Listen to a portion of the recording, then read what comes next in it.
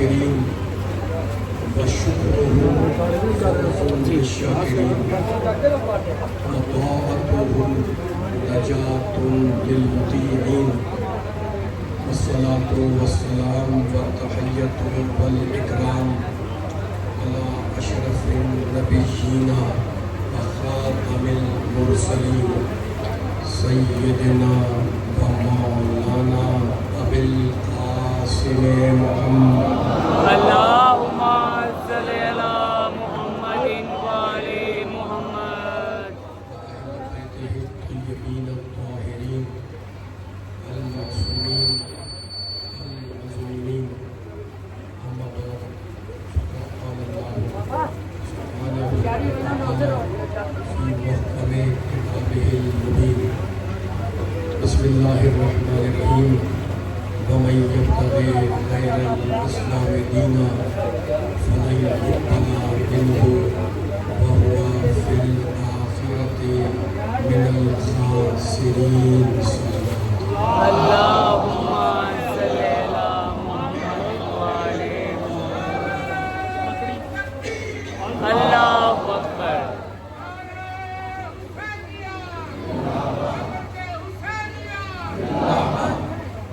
سامعین کرام، حضرت گرامی قدر، اس مقدس اور انتہائی معزز اجتماع سے آپ حضرات کے سامنے خطاب کی سعادت اور خطاب کا شرف حاصل کرنے کے لیے میں نے سورہ مبارکہ آل عمران کی ایک آیت کریمہ کو اس مجلس کا موضوع سخن قرار دیا ہے۔ ظاہر ہے کہ موسم خرابی کے باوجود اس کثیر تعداد میں مومنین کرام تذکرہ محمد و آل محمد سننے کے لیے یہاں پر تشریف فرما ہے۔ میں بہت ہی مختصر الفاظ میں انشاءاللہ کوشش کروں گا کہ اپنے سننے والوں تک ان آیتوں کا پیغام پہنچا دوں، اور یہ پیغام میرا نہیں ہے، رب کائنات کہہ رہا ہے کہ جو بھی غیر اسلام کو اسلام بنائے گا ہم اس کا دین قبول نہیں کریں گے۔ وَهُوَ فِي الْآخِرَةِ مِنَ الْخَاسِرِينَ، اور غیر اسلام کو دین سمجھنے والا جب قیامت میں روز حشر میں آئے گا تو گھاٹا اور نقصان اٹھانے والوں میں شامل ہوگا۔ عزیزوں، اتنے مجمع کے سامنے سارے مسلمانوں کا مجمع ہے، کلمہ گو کھڑے ہوئے ہیں اور محمد علی محمد سے محبت کا اظہار کر رہے ہیں اس خرابی موسم کے باوجود۔ ایک جملہ جو آغاز گفتگو میں کہوں گا آپ سے، اور وہ یہ کہوں گا کہ ہم جس دین کے ماننے والے ہیں وہ دین نہ یہودیوں جیسا ہے نہ عیسائیوں جیسا ہے۔ ڈنکے کی چوٹ پہ کہہ رہا ہوں میں، ہم جس دین کے ماننے والے ہیں وہ دین نہ یہودیوں جیسا نہ عیسائیوں جیسا اور نہ ہی ہندوؤں جیسا۔ آپ کو حق ہے مجھ سے دلیل مانگنے کا، 10-15 منٹ کے اندر بیان کو مجھے سمیٹنا ہے۔ آپ کو حق ہے مجھ سے دلیل مانگنے کا کہ یہ دعویٰ کیسے کیا آپ نے، ہے نا؟ دیکھو میں دلیل دے رہا ہوں، دوسرے مذاہب میں دوسرے دینوں کے اندر کچھ دیر کے لیے چرچ میں چلے گئے اور چرچ میں جا کر گرجے میں جا کر گاڈ کو یاد کر لیا، تھوڑی دیر کے لیے مندر میں جا کر گھنٹیاں بجا دی اور گھنٹیاں بجا کر بھگوان کو یاد کر لیا۔ اسلام میں اللہ کو یاد کرنے کے لیے کسی زمان و مکان کی پابندی نہیں ہے۔ اسلام میں اللہ کو یاد رکھنے کے لیے کسی زمان، کسی مکان، کسی گھڑی کوئی پابندی نہیں ہے۔ کیوں پابندی نہیں ہے؟ اس لیے کہ اسلام میں نعوذ باللہ اللہ اگر کسی مکان میں بند ہوتا تو یاد کرنے کے لیے مکان کی شرط ہوتی۔ وہ تو لامکان ہے نا، وہ لامکان ہے، لا زمان ہے، وہ خالق مکان ہے، وہ خالق زمان ہے۔ اسے کوئی چیز محیط نہیں کر سکتی، کوئی چیز اپنے قابو میں اپنے احاطے میں نہیں لے سکتی، تو وہ زمان و مکان سے ماورا ہے نا۔ لیکن اس کے باوجود کہ خدا کو یاد کرنے کے لیے کوئی گھڑی، کوئی سال، کوئی لمحہ ہے نا قید نہیں ہے، اس لیے لامکان ہے وہ۔ لیکن میرے نبی نے جس کے چاہنے والے کھڑے ہوئے بیٹھے ہوئے ایک حدیث میں ارشاد فرمایا، جعلت لی الارض مسجدا و طہورا، میرے نبی نے کہا کہ اللہ نے اس پوری زمین کو میرے لیے محل سجدہ بنایا ہے۔ یعنی جہاں بھی مسلمان اللہ کو سجدہ کرے اللہ قبول کرنے والا ہے نا۔ پاک زمین پر چاہے پاکستان ہو، ہندوستان ہو، مکہ ہو، مدینہ ہو، ایران ہو، عراق ہو، امریکہ ہو، کوئی جگہ بھی ہو، زمین ہے تو وہاں پر اللہ کو سجدہ ہوگا۔ یہ بات تو نبی کی حدیث سے بتا دی۔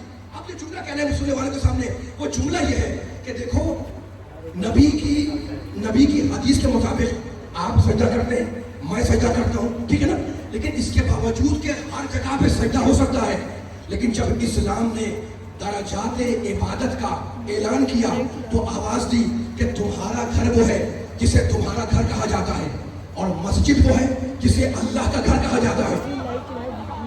مولا سلامت رکھے، مولا بات رکھے۔ تمہارا گھر وہ ہے جسے تمہارا گھر کہا جاتا ہے، مسجد وہ ہے جسے اللہ کا گھر کہا جاتا ہے۔ تمہیں اپنی ذاتی کام کرنے ہو تو وہاں کرو جہاں تمہارا گھر ہے، اور اگر اللہ کی عبادت کرنی ہو تو وہاں کرو۔ مولا بات رکھے، آپ بولیں گے تو انشاءاللہ دوسرا آئے گا، ہزارے کا بن بیٹھا ہوا ہے، تمہیں اپنے کام کرنے ہو اپنے گھر میں کرو، لیکن اللہ کی عبادت کرنی ہو تو وہاں کرو جہاں اس کا گھر ہے، ٹھیک ہے نا۔ اب گھر کا ذکر آ گیا تو جملہ کہنے والا ہوں، کون سننے والا ایسا ہے جو یہ نہیں جانتا کہ جب گھر بناتے ہیں آپ تو پہلے گھر چار دیواری کھڑی نہیں کرتے، پہلے نقشہ پاس کرواتے ہیں۔ نقشہ پاس کرواتے ہیں تو ہر آدمی کا اپنا اپنا مزاج ہے۔ یہ ساری مثالیں دے رہا ہوں کسی نتیجے کے لیے، ہے نا۔ اب میں کوئی نظر نکالوں گا لیکن پہلے مثال سنتے جائیں۔ آپ نے گھر بنایا، آپ نے کہا جناب یہاں پر بیڈ روم، یہاں ڈرائنگ روم، یہاں پر مہمان خانہ، یہاں زنان خانہ، یہ سونے کی جگہ، یہ کھانے کی جگہ۔ اسلام آواز دے رہا ہے کہ اگر یہ مانتے ہو کہ جو کھانے کی جگہ ہے وہاں کھانا چاہیے، جو سونے کی جگہ ہے وہاں سونا چاہیے، تو اتنا اور مان لو کہ تمہارے ذاتی کام تمہارے گھر میں انجام پائے، یہ کاموں کی معراج ہے، اور اس کی بندگی کے کام اس کے گھر میں انجام پائے، اسی معراج کا نام ہے نماز۔ ماشاءاللہ ماشاءاللہ، یہ نوجوان، یہ نمازی سلامت ہے، آباد ہے، یہ جملہ پہنچا نہیں پالو، تمہارے کام تمہارے گھر میں انجام پائے، یہ کاموں کی معراج، اور اللہ کی بندگی، اللہ کی عبادت کے کام اس کے گھر میں انجام پائے۔ مسجد کا شرط دیکھو، اسی کا نام ہے معراج۔ اب کون سا سننے والا ایسا ہے جو یہ نہیں جانتا کہ میرے پیارے نبی نے کہا تھا الصلاۃ معراج المومن، نماز مومن کی معراج ہے۔ گھر میں پڑھیں ثواب ہے، آپ گھر میں پڑھیں ثواب ہے، یہ گھر میں پڑھیں ثواب ہے، میں گھر میں پڑھوں ثواب ہے، لیکن اسلام کہتا ہے، دین مصطفیٰ کہتا ہے کہ اگر تم نے گھر سے نکل کر مسجد میں جا کے نماز پڑھی تو ہم تمہیں ثواب بڑھا کے دیں گے، ہم تمہیں ثواب گھر والا نہیں دیں گے، گھر سے بڑا ثواب مسجد میں دیں گے۔ اب 10 گنا دیں گے، 50 گنا دیں گے، 20 گنا دیں گے، مجھے نہیں معلوم، لیکن اتنا معلوم ہے کہ گھر سے ثواب مسجد کا زیادہ ہے۔ علی والے لطف لینا، نمازی لطف لینا اس جملے کا جو میں رزلٹ تمہیں ہدیہ کر رہا ہوں، اس کے باوجود کہ مسجد میں نماز پڑھنے کا ثواب زیادہ ہے، لیکن وہ ثواب جو اللہ نے مسجد الحرام کا رکھا وہ دنیا کی کسی مسجد کا نہیں۔ اللہ اکبر، اللہ اکبر۔ وہ اس سے بڑا نعرہ لگے گا، ابھی اظہار کرنا ہے سب کو انشاءاللہ اپنے علی کی ولایت کا۔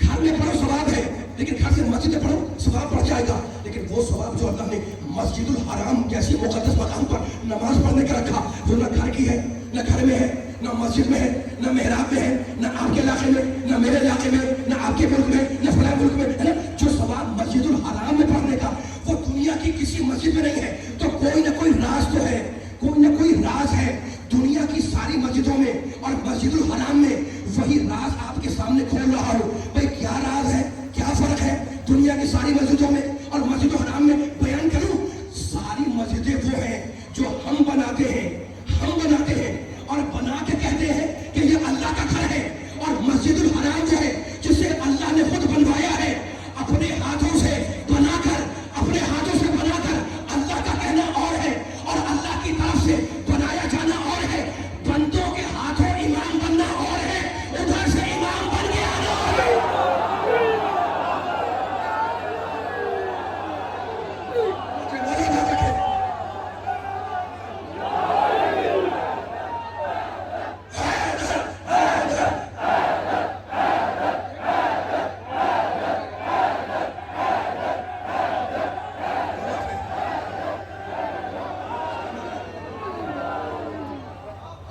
بہت طویل گفتگو نہیں ہے، لیکن فلسفہ نماز، فلسفہ عبادت پر چند جملے ہیں جو آپ کو ہدیہ کر لیں۔ مسلمان کھڑے ہوئے سن رہے ہیں بیان کو میں پھر آگے لے جا رہا ہوں۔ پوری گفتگو کا خلاصہ کیا نکلا کہ دنیا کے سارے گھر ایک طرف اور اللہ کا گھر ایک طرف، میرا گھر ہو، آپ کا گھر ہو، ان کا گھر، ان کا گھر ہو، ہے نا، ایک کنال کا ہو، 10 کنال کا ہو، 10,000 گز کا ہو، سب ایک طرف ہے، سارے محلے ایک طرف، سارے اثر ایک طرف، سارے قصور ایک طرف، ساری عمارتیں ایک طرف، سارے مکانات ایک طرف، سارے گھر ایک طرف، اور خانے کعبہ اللہ کا گھر ایک طرف، ہے نا۔ سے آیا, اس ارادے سے آیا کہ یہاں ثواب مجھے زیادہ ملے گا, ہے نا. جاتے ہیں مسجدوں میں, جانا بھی چاہیے ثواب کمانے کے لیے, ٹھیک ہے. تو گھر میں نکل کر مسلمان مسجد میں آ کے بیٹھا, خدا کرے کہ جملہ پہنچے سننے والوں تک, اب تبھی نکلا بیان کو, اور گھر میں سے نکل کر آ کے بیٹھا اور اس نے یہ ارادہ کیا کہ یہاں مجھے ثواب گھر سے زیادہ مل جائے گا. فرض کر لیں کہ میں آپ کے علاقے میں آیا ہے اور میں آپ کے علاقے کی کسی مسجد میں بیٹھا ہوا تھا, اتنے میں آپ داخل ہوئے, آپ نے مجھے سلام کیا, میں نے جواب سلام دیا. سلام کرنا مستحب ہے, جواب دینا واجب ہے, سارے جانتے ہیں نا, سلام کرنا مستحب ہے, جواب دینا واجب ہے. اور معصوم فرماتے ہیں البخیل من بخل بالسلام, کنجوس وہ ہے جو سلام میں کنجوسی کرے. سلامت رہے, مولا بات رکھے, ٹھیک ہے. یہ پیغام تھا آپ کو کر رہا ہوں, لیکن اب مجھے اس سے بڑا جملہ کرنا ہے. آپ نے میرے بڑا ساتھ دیا ہے, ان ساری تمہیدوں کو نکال کر, جوہر نکال کر آپ کے حوالے کر رہا ہوں. آپ کی پاکیزہ اور بیدار سماجوں کی نظر کر رہا ہوں, جو جہاں کھڑا بیٹھا ہے, جہاں تک یہ آواز جا رہی ہے, میرا ساتھ دے. اس نے آ کے مجھے سلام کیا, میں نے جواب دیا. میں مسجد میں بیٹھا تھا تو آپ کے ہاتھ میں کوئی چیز تھی, میں نے کہا جناب یہ آپ کے ہاتھ میں کیا ہے؟ کہتے ہیں کہ میرے ہاتھ میں انچی ٹیپ ہے, فیتا ہے ناپنے کے لیے. تو میں نے کہا یہاں کیوں لے کے آ گئے مسجد میں؟ کہنے کہ میں یہاں لے کر اس لیے آیا ہوں کہ میں معلوم کرنا چاہتا ہوں کہ مسجد کا سینٹر کہاں ہے, مسجد کا مرکز کہاں ہے. میں نے کہا جناب گستاخی نہ ہو تو جملہ کروں, آپ نے کہا میں نے کہا ضرورت نہیں ہے کہ آپ سینٹر معلوم کریں. کہا کیوں؟ میں نے کہا اس لیے کہ جب مسجد کی تعمیر کروائی جاتی ہے تو سینٹر پہلے سے معین ہوتا ہے. ماشاءاللہ سلامت رہے, مل کے سارا آواز دینا ہے نا. جب مسجد کی تعمیر ہوتی ہے, کنسٹرکشن ہوتی ہے, تو سینٹر جو کوئی فلسفہ ہے بڑا آسان کر دیا سارے مجمع کے لیے. میرے بزرگ بھی کھڑے ہیں, میرے بچے بھی کھڑے ہوئے, جملہ ضائع نہیں ہوگا, پرواز نہیں جملے کو. آپ نے جناب وہ کیا ہوتا ہے؟ میں نے کہا سینٹر کو کہتے ہیں عربی میں, اسلام کی زبان میں محراب, وہ کہلاتا ہے مرکز, وہ کہلاتا ہے سینٹر. آپ نے کہا کہ بنایا کیوں جاتا ہے؟ میں نے کہا محراب اس لیے بنائی جاتی ہے کہ اگر جماعت کی نماز ہو, اگر جماعت کی نماز ہو تو جو جماعت کا امام ہے, جو امام جماعت ہے, اسے آپ لا کر محراب میں کھڑا کر دے. آپ نے کہا جناب 500 نمازی تھے, ان کو آپ نے ہٹا دیا اور امام جماعت کو لا کر کھڑا کر دیا محراب میں, کیا باقی نمازی نہیں ہے؟ میں نے کہا ہے. آپ نے کہا کلمہ گو نہیں ہے؟ میں نے کہا ہے. آپ نے کہا مسلمان نہیں ہے؟ میں نے کہا ہے. آپ نے کہا کیا قرآن نہیں پڑھتے؟ میں نے کہا پڑھتے ہیں. آپ نے کہا سب کو ہٹا دیا اور جو امام جماعت تھا اسے لا کر محراب میں کھڑا کر دیا, اس کا فلسفہ کیا ہے؟ میں نے کہا فلسفہ بڑا سامنے کا ہے کہ پوری مسجد کا سینٹر ہے محراب, پوری مسجد کا مرکز ہے محراب, اور سارے نمازیوں کا مرکزی شخصیت ہے امام جماعت کی. اصول یہ ہے کہ مرکز میں ہمیشہ وہ آتا ہے جس کی شخصیت مرکزی ہو. آواز نہیں آئی مجھے, مرکز میں ہمیشہ وہ آتا ہے جس کی شخصیت مرکزی ہو. اب میں نے سوال کیا کہ بھائی مسجد کا مرکز تو ہے محراب, پوری دنیا کا سینٹر کیا ہے؟ کہا خانہ کعبہ. تو پھر ماننا پڑے گا کہ مسجد کے مرکز میں وہ آئے جو جماعت کا امام ہو, اور کعبے میں وہ آئے جو کائنات کا امام ہو.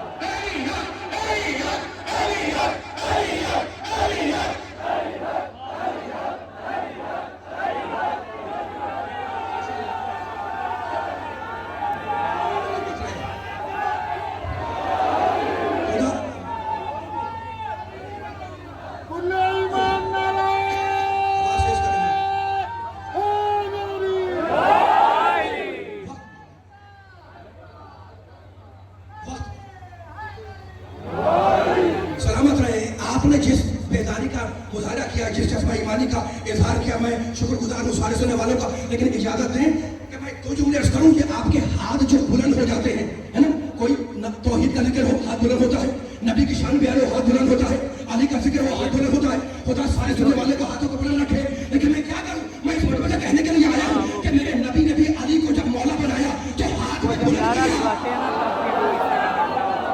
اور کہا من کنت مولا ہو علی مولا ستائے فخذا. میری جان اور ایمان نبی پاک ہے اس جملے کے اوپر کہ جس کا میں مولا اس کا یہ علی مولا. نبی نے بتا دیا کہ تلاوت آیات ہم کریں گے, تشریح آیات علی کریں گے, توضیح آیات ہم کریں گے, تفسیر آیات علی کریں گے, جنگ پر تنزیل قرآن ہم کریں گے, اور جنگ پر تعویل قرآن علی کریں گے, تاسیس ایمان ہم کریں گے, تکمیل ایمان علی کریں گے, تحریک نبوت ہم کریں گے, تائید نبوت علی کریں گے. زندگی ہم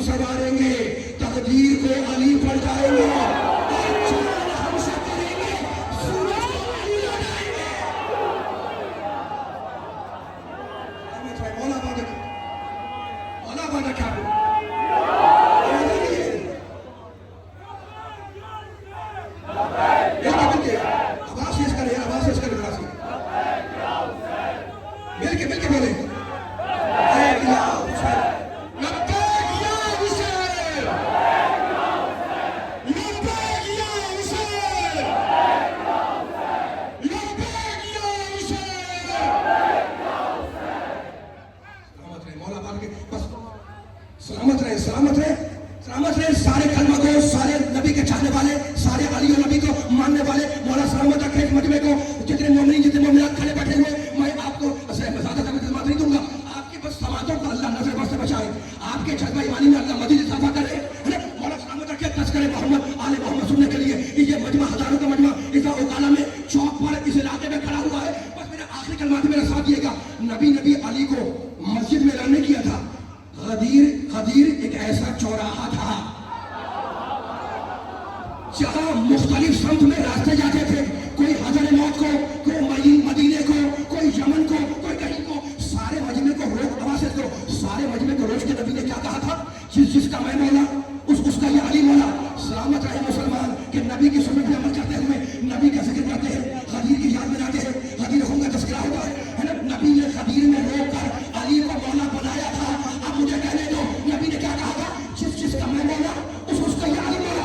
एक जुमला आ रही है, नबी ने बता दिया कि कुरान हमारा, पढ़ाए अली, शरीयत हमारी, चलाए अली, चराग हमारा, चलाए अली, गिरे अजम, उठाए अली, सनम, गिराए अली, दावा हमारा, शहादत अली की, इताअत हमारी, मवद्दत अली की, नबूवत हमारी, इमामत अली की, रिसालत हमारी, विलायत अली की, जलाल हम होंगे, जमाल अली, दीन हम होंगे, कमाल अली, रहमत हम होंगे, नेमत अली, बुरहान हम होंगे, हुज्जत अली, शहर इल्म हम होंगे, इल्म कदर अली, मालिक कौसर हम होंगे, साकी कौसर अली, हम होंगे, आले यासीन अली, किताब नबी हम होंगे, इमाम नबी अली, अलस्तो औला हम होंगे, मन कुंतो मौला अली,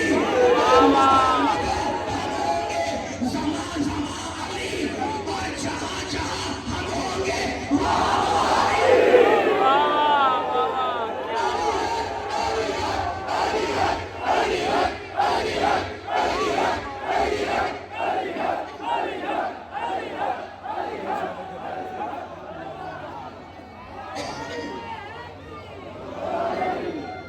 मोहम्मद आले मोहम्मद सबसे बड़े तौहीद के ज़िम्मेदारान हैं। आशूर के दिन खैमे जल गए, सैदानियों के सरों से चादरें छिन गई, छोटी बच्ची ने तमाचे खाए। तुम रोक रहे हो ना, ये इतनी मौसम की खराबी में खड़े होकर पुरसा दे रहे हैं फातिमा ज़हरा को, उनके बेटे हुसैन का। लेकिन पहचानो तुम्हारा और मेरा चौथा इमाम सजदी में सर रख के कहता है, ला इलाहा इल्लल्लाह, शुक्रन शुक्रा। परवरदिगार तेरा शुक्र है। क्या खेमों के जलने का शुक्र है? क्या चादरों के छिन जाने का शुक्र है? क्या सकीना के तमाचे खाने पे शुक्र? अब्बास मर गए, हुसैन मर गए, अकबर दुनिया से चले गए, क्या इस बात का शुक्र? परवरदिगार हमने जो इम्तिहान दिया, हम उन इम्तिहान में कामयाब हुए, परवरदिगार तेरा शुक्र है।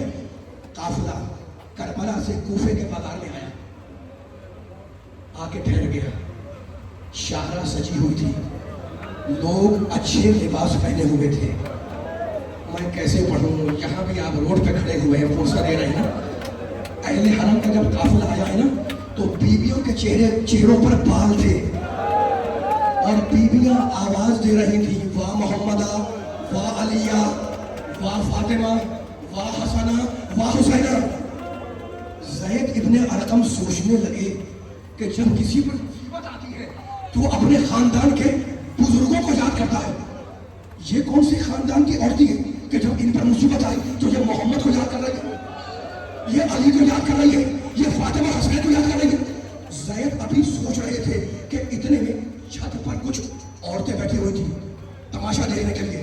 उनमें से एक औरत उतरी, हुर्मे का एक तबक लिए हुए छत से वो औरत उतरी, शहजादी ज़ैनब के पास आई, गोद में सकीना थी।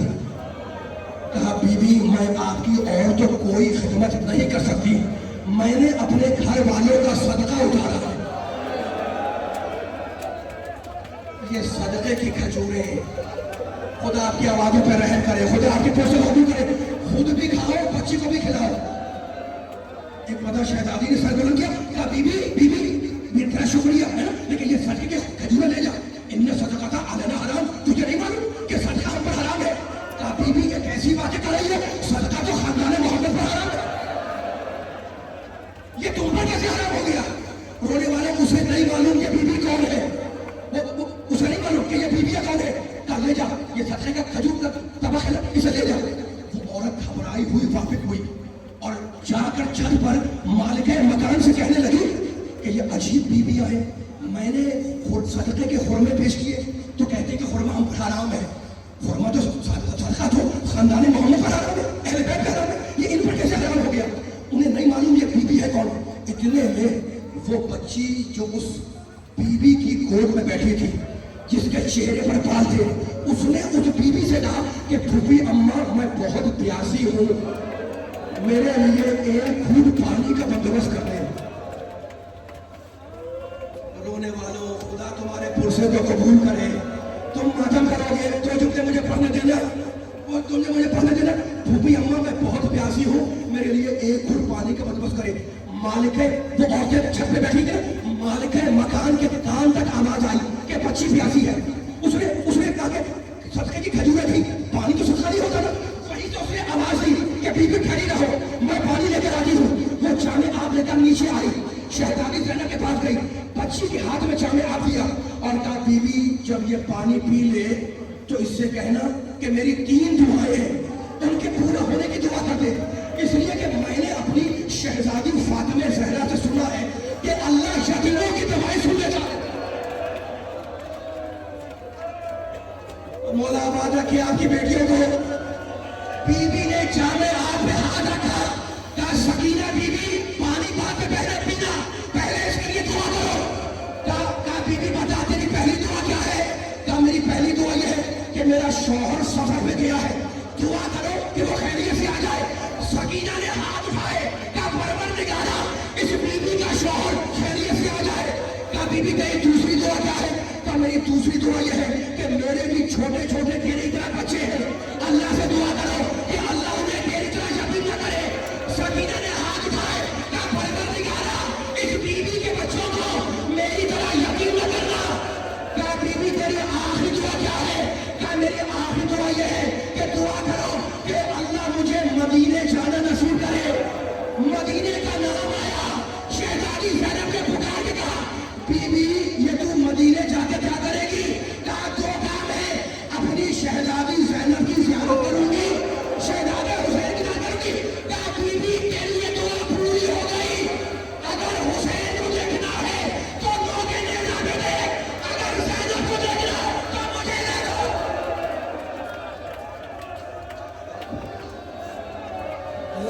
یا حسین